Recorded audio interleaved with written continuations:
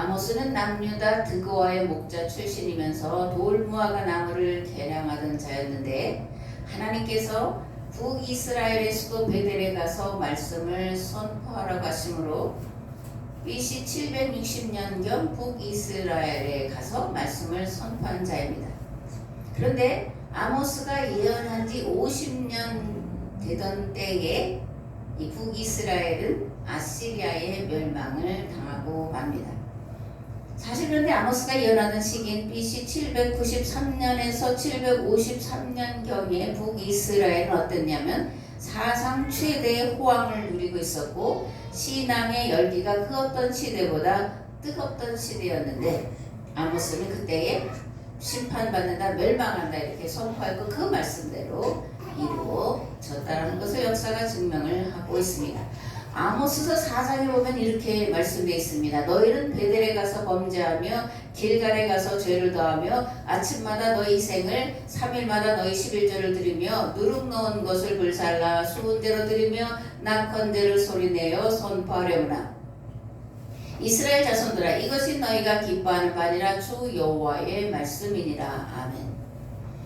아모스가 말씀을 전할 때 북이스라엘의 신앙 열기가 얼마나 뜨거웠냐면 새벽마다 희생 제사를 드렸고 안식일마다 예배를 드리는데 한 곳에서만 드리는 것으로 만족하지 않고 베델로 가고 길갈로 가고 단으로 돌아다니면서 예배를 드렸고 3일에 한 번씩 11조를 드리고 각종 제물을 드렸다라는 거예요.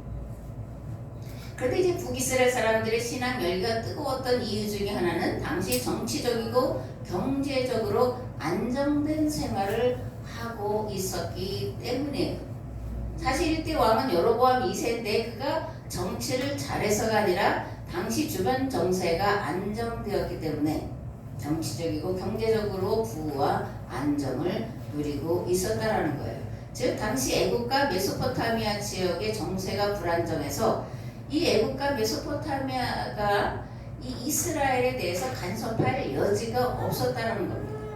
그래서 이러한 틈을 타서 북이스라엘은 아람의 지배에서 벗어나 독립국가 같은 지위를 누릴 수가 있었고 시리아, 모압, 암몬을 정복해서 영토를 최대한으로 확장시킬 수가 있었고 무엇보다 이집트와 메소포타미아를 잇는 그 길이 이제 이 북이스라엘로 나 있었기 때문에 통과세를 받아서 먹고 살만했다라는 거예요. 문제는 어느 때 발생하냐면 신앙 열기가 뜨거울 때 발생합니다. 평안하다 안전하다 할 때에 신앙의 위기가 찾아온다라는 것이고 이런 신앙의 위기는 사회의 위기로 그리고 멸망의 길이 된다는 것을 이스라엘 역사는 우리에게 보여주고 있습니다.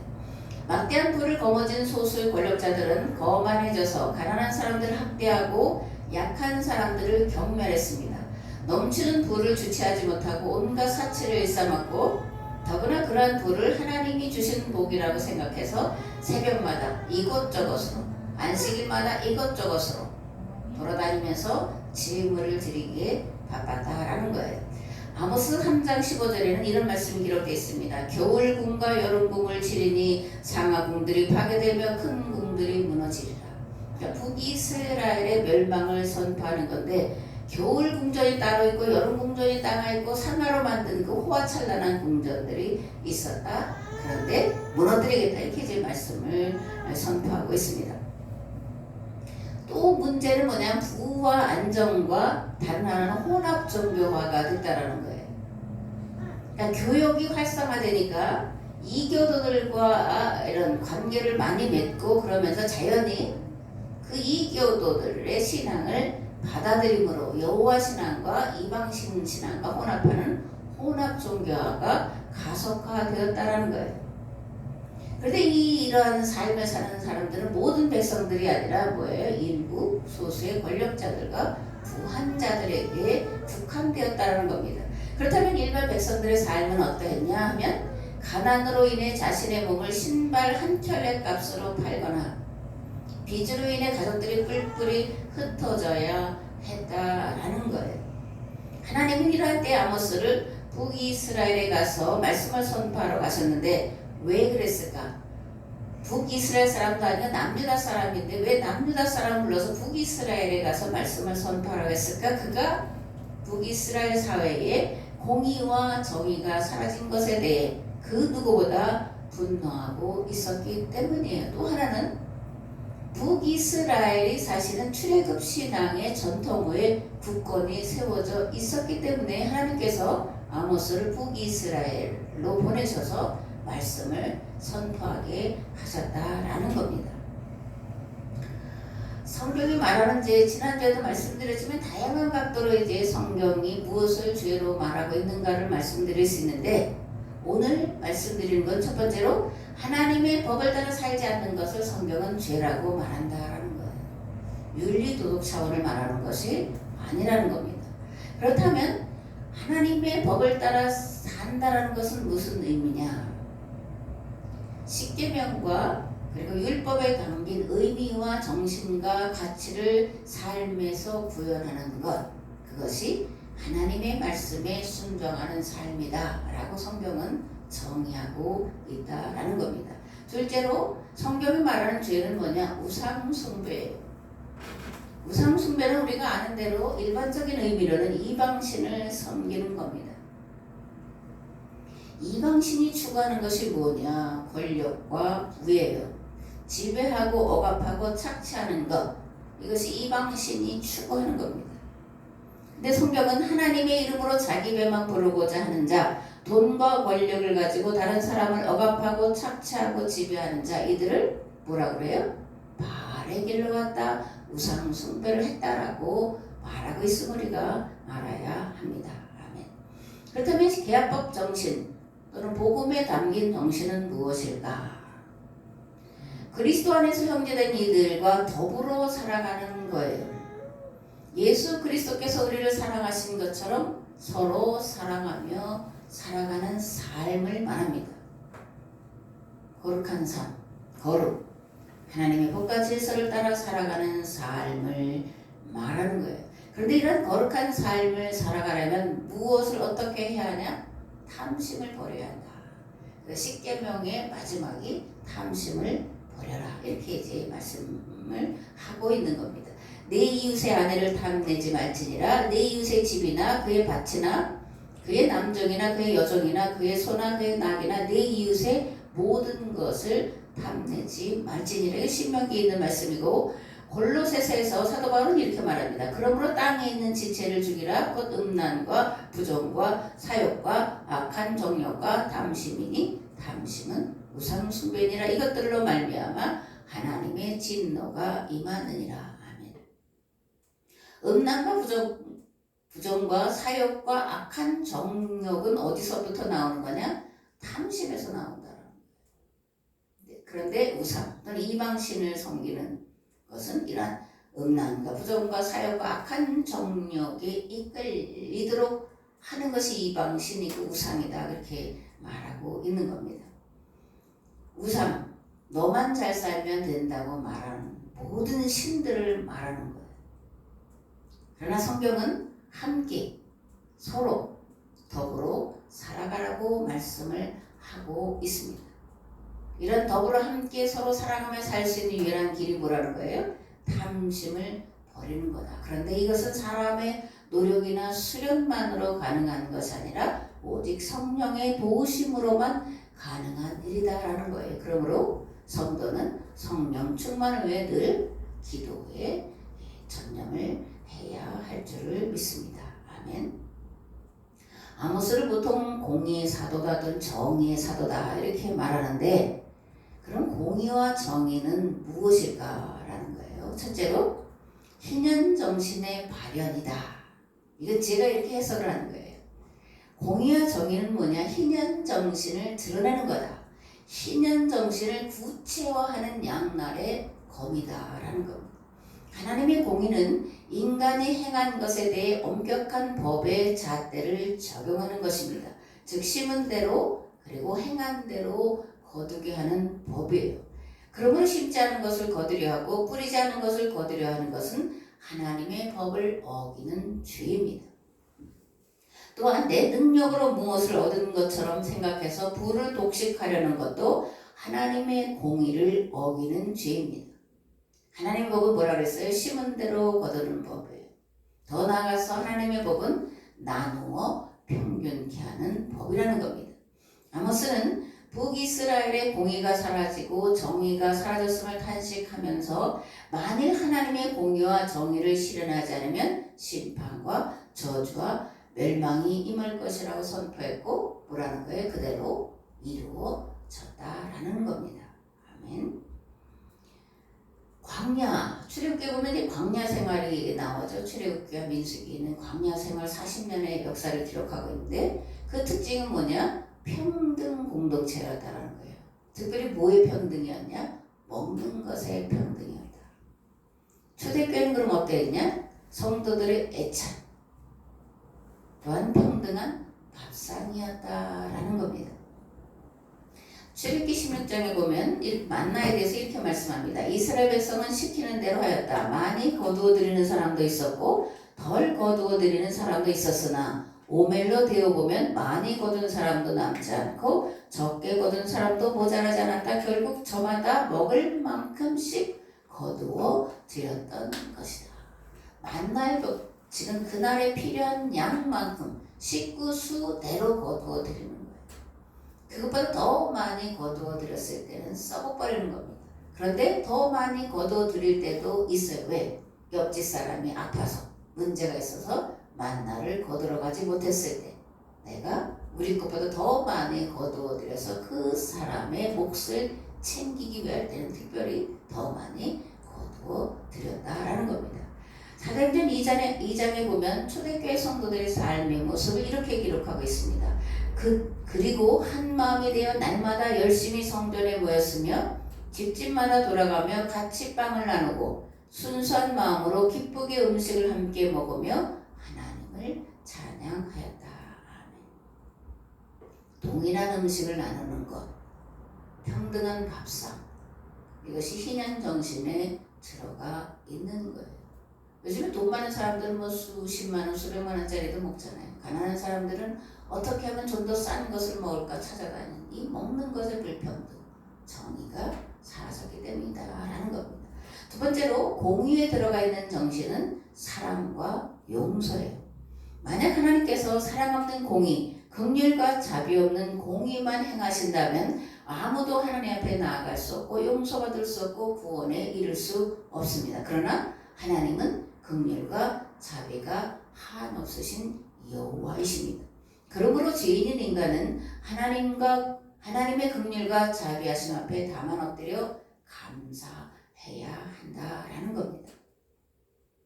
그 다음에 정의는 무엇일까? 정의란 공평, 평균을 의미합니다. 희년정신이 무엇이냐? 평균케 하는 거다라는 거예요. 함께 더불어 행복하게 살라는 겁니다. 신명기 안식일법에 담긴 핵심은 지난주에도 말씀드렸는데 뭐예요? 너처럼 안식하게 하라는 거예요. 예수님은 이것을 네가 대접받고자 하는 대로 먼저 남을 대접하라 이렇게 말씀을 하셨죠. 그런데 사도 바울은 이것을 이렇게 이제 설명을 합니다.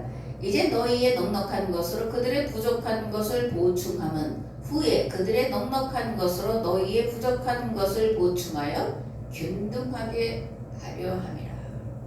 신현정신은 균등에 있다. 헌금을 드리는 목적은 균등케 하려는 데 있다라고 말을 하는 겁니다.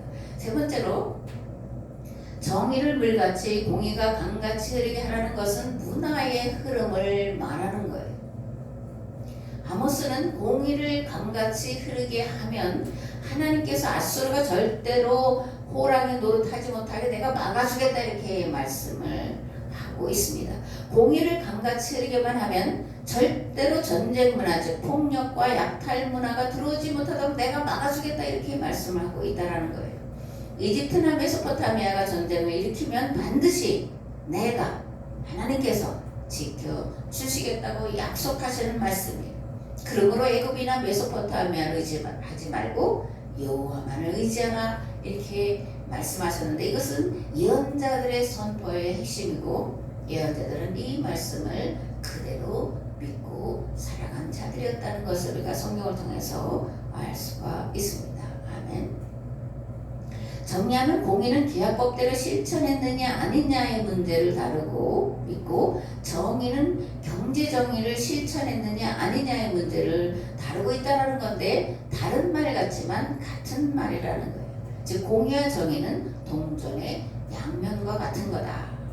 계약공동체 안에 공의는 있는데 정의가 없다거나 정의는 있는데 공의가 없다거나 하는 말은 성립될 수 없는 말이다 라는 거예요. 중요한 것은 이러한 희난 정신이 우리 민족이 가진 사상이요 이념이요 절대 가치라는 겁니다. 공자는 동이족 사람이에요. 동이족은 뭐냐면 중국 사람들이 이 고조선 강력이라 그래요. 강력 안에 살아가던 사람을 이족, 동쪽에서는 이족이다 불렀는데 동쪽에는 구이가 살았다. 우리가 여우꼬리가 9개다 그렇게 말할 때 이거는 사실 구이족을 일컫는 그런 비유의 말이기도 해요. 그런데 이 공자는 동이족 사람으로 그가 유교를 세울 때 핵심 사상으로 가진 것이 충과 서입니다. 충은 뭐냐면 충성이고 서는 용서를 말하는 거예요. 그리고 이 공자가 이제 동이족 사상을 집대성했는데 그 시대에 유학이라는 거죠. 그러니까 유학, 유교는 중국 한족 것이 아니라는 걸 우리가 알아야 돼. 그건 우리 민족이 고유한 것을 공자가 한참 뒤에 집대성했다라는 것을 우리가 알아야 됩니다. 유학의 기본 정신이 인이라는 거예요. 그리고 인을 이루기 위해서 하는 것이 수기치인인데, 수기치인이란 자신의 마음과 생각과 몸을 다스리기 위해서 수행하는 것이요, 그렇게 수행하는 근거의 목적은 인에 이르기 위한 거예요. 그럼 인이 뭐냐? 어질미예요. 측은히 여기는 마음이고 불쌍히 여기는 마음이에요. 여호와로라 여호와로라 여호와로라, 나는 긍휼과 자비가 한이 없는 여호와로라. 이렇게 출애굽기에서 하나님께서 스스로 당신의 이름을 여호와라고 말씀하는데, 우리 민족이 가진 기본 사상 속에 어짓, 인, 측은히 여기는 마음, 불쌍히 여기는 마음이 기본에 깔려 있다라는 거예요. 그리고 맹자는 이것을 인간의 본성에 있는 4가지 선한 난서, 그래서 사단 이렇게 말하는데, 사단은 뭐예요? 인의 예지를 말합니다. 인은 측은히 여기는 것, 의는 부끄러움을 하는 것, 예는 사양하는 것, 지는 시비지심을 말하는 건데, 이게 인간의 본성 속에 담겨진 선한 마음이다. 그래서 맹자는 이제 성선설을 주장하고 있다는 것을 우리가 학교 다닐 때 많이 들어서 알고 있는 내용입니다. 공자가 인이라고 말할 때 그럼 그 인은 뭐냐? 사람다움이에요. 사람다움은 뭐냐? 어질매에 있다는 거. 그리고 이 인, 사람이라는 것은 본래는 고유명사였다라는 거예요. 지금은 사람, 이 일반 명사로 돼 있지만 본래는 고유명사로 중국 한족 사람들이 우리 고조선 사람들을 부를 때 인간이다 이렇게 불렀다는 거예요. 그런데 그 인간은 어떤 인간이냐? 어진 인간이었다. 긍휼과 자비심이 많은 인간이었다. 불의를 참아보지 못하는 인간이었다 이렇게 불렀다는 것을 우리가 알 수가 있습니다. 더 나아가서 인이란 하늘과 부모를 공경하고 형제 사랑과 이웃 사랑, 즉 화합과 조화를 이루며 행복하게 살아가는 사람, 그런 나라, 대동사회를 말하는 것이고, 그래서 중국 사람들이 고조선 사람들을 인족이다, 사람족이다, 사람이다, 짐승이 아닌, 자기들의 삶은 짐승과 같은 삶인데 고조선 사람들은 사람다운, 어질고 자비심이 많은 삶을 살고 있었다, 인족이다 이렇게 불렀다라는 것을 우리가 알아야 합니다. 근데 오늘 대한민국에 이런 정신이 남아있냐라는 게 문제인 거죠. 이런 정신이 있다라는 것조차 모르고 살아가는 사람들이 대다수입니다. 설교 때에 이렇게 말하는 설교를 찾아보기가 참으로 어려워요. 어쩌면 제가 대한민국에서 유일하게 이렇게 우리의 사사공의가 제세이와 뭐 이도여치, 또 뭐예요, 사회평등, 이런 것을 말하는 유일한 목사일지도 몰라요. 왜냐면 제가 이것을 우리가 역사를 공부하면서 공부했고 이것을 지난 2017년인가 평창 동계올림픽 때 이것을 이제 영어로 하려고 작성해서 했기 때문에 제가 이런 거를 전공한 자만큼은 아니더라도 이제 알고 있기 때문에 전하는 건데, 우리가 잠깐 기도하면서 이렇게 우리의 사상과 가치와 이것을 어떻게 하면 성경과 만나서 성경을 우리 민족이 가진 고유 사상과 연결해서 해석하느냐, 그게 혹시 나에게 주어진 어떤 책임이 아닐까. 이것을 그런데 어떻게 감당할까. 감당할 수 있게 지혜와 명철과 통찰력을 주세요. 이렇게 기도를 했는데 중요하기 때문에 그러는 거예요. 21세기는 한국의 시대인데 한국의 시대를 어떻게 알아가냐. 우리 민족의 사상과 가치를 성경을 통해서 해석해내서, 성경은 우리 민족의 사상과 가치를 해석하는 게 아니라 성경을 통해서 우리 민족의 사상과 가치를 지금처럼 해석해 낼 때 이것이 세상을 바꾸는 유일한 길과 방법이 된다라는 겁니다. 그런데 우리가 모르고 있다는 거예요. 그래서 죽기 살기로 핏대를 올리고 그리고 싸우고 있는 것이 오늘 우리의 현실입니다. 너무나 진부한 얘기지만 역사를 모르는 민족에게 미래는 없습니다. 우리의 정신을 잃어버렸기 때문에 중국을 통해서 계속되는 침략을 받으면서 한반도로 쪼그라들었고 지금 남북으로 갈라져 있어요. 이것은 우리가 어떤 민족인지를 모르기 때문에 하나님께서 우리를 심판하시는 심판이다. 그리고 심판은 심판으로 끝나는 것이 아니라 이것을 회개하고 돌이킬 때 하나님께서 세상 구원을 위해서 쓰시기 위해서 우리를 남겨놓으셨다. 이런 생각을 가지고 우리가 살아야 합니다. 미래란 과거의 바탕 위에 새롭게 이루어져 가는 거지 과거 없이 미래만 있는 것은 아닙니다.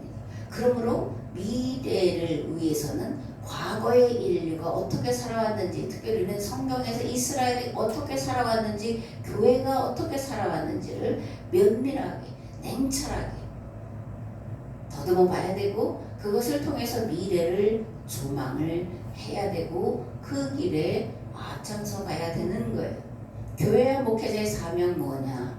첫째로 시대의 징조를 아는 겁니다. 둘째, 시대가 나아가야 할 올바른 방향을 제시하고 앞장서서 가는 거예요. 아모스가 이스라엘이 공의와 정의를 잃어버려 멸망할 것이라고 목청 높여 외쳤던 것처럼 교회와 목회자는 교회 공동체의 공의와 정의가 사라진 것에 대해 무서운 심판이 임할 것을 선포해야 합니다. 그래야 교회와 성도가 살고 이 시대를 살릴 수 있습니다. 이런 중차대한 사명을 지각하고 이 일에 준비되는 교회와 성도 되시기를 우리 주 예수 그리스도의 이름으로 축복합니다. 아멘. 오늘 함께 나눌 말씀은 고린도후서 8장 1절에서 15절 말씀인데 봉독하겠습니다. 형제들아, 하나님께서 마게도냐 교회들에게 주신 은혜를 우리가 너희에게 알리노니 환난의 많은 시련 가운데서 그들의 넘치는 기쁨과 극심한 가난이 그들의 풍성한 연보를 넘치도록 하게 하였느니라. 내가 증언하노니 그들이 힘대로 할 뿐 아니라 힘에 지나도록 자원하여 이 은혜와 성도 섬기는 일에 참여함에 대하여 우리에게 간절히 구하니 우리가 바라던 것뿐 아니라 그들이 먼저 자신을 주께 드리고 또 하나님의 뜻을 따라 우리에게 주었도다. 그러므로 우리가 디도를 권하여 그가 이미 너희 가운데서 시작하였은즉 이 은혜를 그대로 성취하게 하라 하였노라. 오직 너희는 믿음과 말과 지식과 모든 간절함과 우리를 사랑하는 이 모든 일에 풍성한 것 같이 이 은혜에도 풍성하게 할지니라. 내가 명령으로 하는 말이 아니요 오직 다른 이들의 간절함을 가지고 너희의 사랑의 진실함을 증명하고자 함이로라. 우리 주 예수 그리스도의 은혜를 너희가 알거니와 부요하신 이로써 너희를 위하여 가난하게 되심은 그의 가난함으로 말미암아 너희를 부요하게 하려 하심이라. 이 일에 관하여 나의 뜻을 알리노니 이 일은 너희에게 유익함이라. 너희가 1년 전에 행하기를 먼저 시작할 뿐 아니라 원하기도 하였은즉 이젠 하던 일을 성취할지니 마음에 원하던 것과 같이 완성하되 있는 대로 하라. 할 마음만 있으면 있는 대로 받으실 터이요 없는 것은 받지 아니하시리라. 이는 다른 사람들은 평안하게 하고 너희는 곤고하게 하려는 것이 아니요 균등하게 하려 함이니 이제 너희의 넉넉한 것으로 그들의 부족한 것을 보충함은 후에 그들의 넉넉한 것으로 너희의 부족한 것을 보충하여 균등하게 하려 함이라. 기록된 것 같이 많이 거둔 자도 남지 아니하였고 적게 거둔 자도 모자라지 아니하였느니라. 아멘. 디아코니아라는 말 많이 들어보셨는데 디아코니아는 디아코네오라는 말에서 유래했고 디아콘, 집사라는 말도 이제 여기서 유래했는데 봉사하다, 섬기다라는 의미예요. 그리고 이런 디아코니아 또는 디아코네오라는 단어는 주로 사도 바울 서신서에 기록이 되어 있습니다. 이런 디아코네아란 식사 시중 드는 것을 의미를 해요. 초대교회에 있어서 예배의 두 기둥은 뭐냐면 말씀과 애찬이었습니다. 특별히 애찬은 공동체, 구원받은 공동체가 하나님 나라에서 누리는 그런 모델로서 공동 식사가 초대교회 예배의 두 기둥 중에 하나로 자리 잡고 있었다라는 겁니다. 두 번째로 성도를 섬기는 일을 말하는데 헌금을 의미합니다. 초대교회는 성도를 섬기는 일 외에 물질뿐만이 아니라 생명까지도 기꺼이 내놓았습니다. 즉 디아코네오는 단순히 가난한 성도를 돌보는 데 국한된 것이 아니라 뭐예요? 그리스도의 몸인 교회를 세우는 일이었다라는 겁니다. 세 번째로 말씀 선포와 공동체를 화목케 하는 직책을 말합니다. 사도행전에 보면 성도를 섬기는 일 외에 7 집사를 세우는데 이때의 집사는 오늘날의 집사가 아니라 뭐예요? 지역교회를 섬기는 목회자를 의미를 하고 있습니다. 네 번째로 교회는 세상을 구원하기 위해 봉사하는 구원 공동체라는 거예요. 단지 가난한 사람들의 한 끼 식사를 제공하려고 하는 그런 자비, 자선 차원이 아니라 세상을 구원하기 위해서 섬기는 공동체, 디아코니아다 이렇게 말씀을 하고 있다는 겁니다. 11조와 헌금에 담긴 정신과 가치 무엇인가? 구원을 거저받았으니 구원을 거저주라는 거예요. 그런데 성경이 말하는 구원은 영혼 구원을 말하지 않습니다. 삶의 구원을 말해요. 병에서 고침받은 것을 구원이라고 말합니다.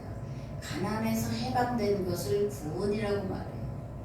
적의 침략을 받았을 때 그 전쟁에서 싸워 이기는 것을 구원이라고 말하는 거예요.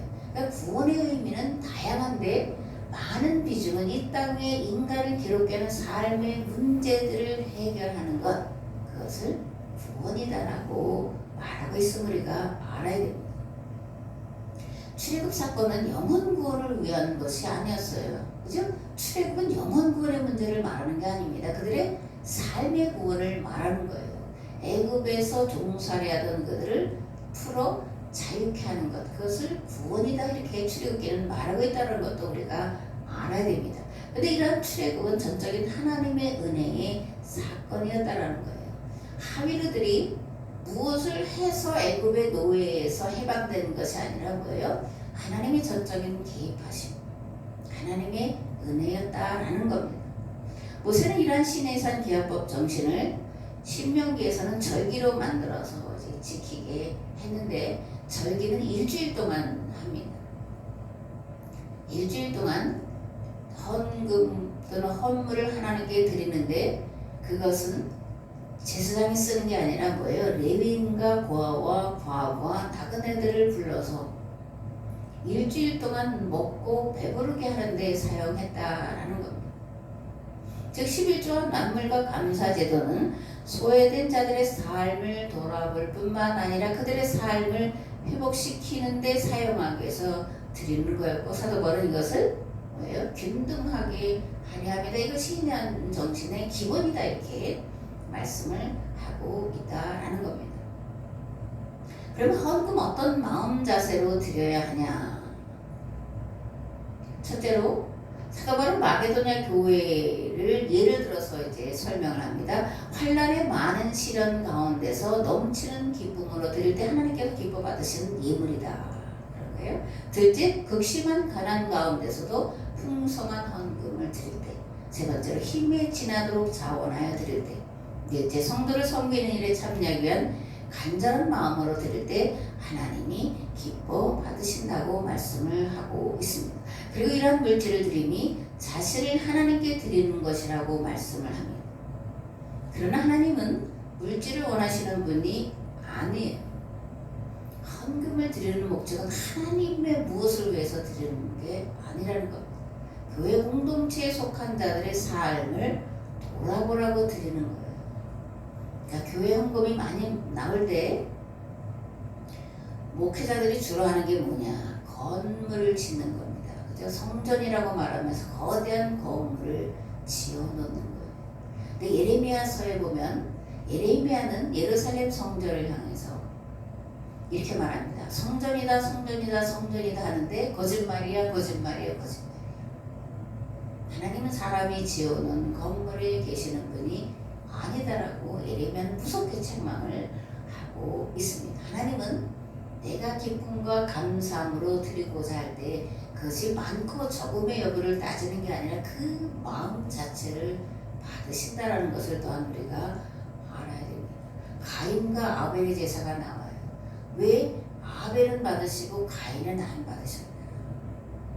마음에 가인은 없었기 때문에, 가난한 자들 이웃을 돌아보고자 하는 마음이 없었기 때문에, 감사한 마음이 없었기 때문에 가인과 그 재물을 받지 않으셨다라는 것을 우리가 알아야 합니다.